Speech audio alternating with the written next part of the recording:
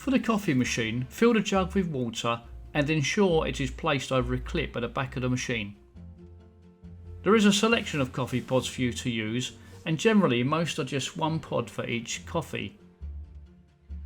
However, on this occasion we're going to have a coffee with milk, so you will see the different colours at the bottom of the pods. Open the top of the machine and pull out the pod holder. Always put in the milk version first when using a 2-pod coffee, and place in the holder and shut down.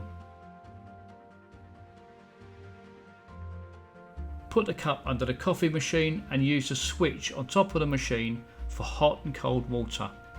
Press to the right side indicated red for hot water and it will start to make your drink. We have the milk in there, so let it run for a desired amount and switch off.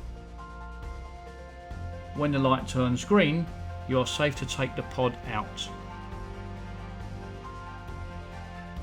Simply lift the top and pull the pod holder out, discard the milk pod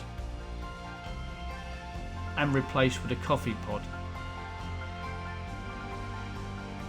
And again, button to the right for hot water until you have your desired coffee.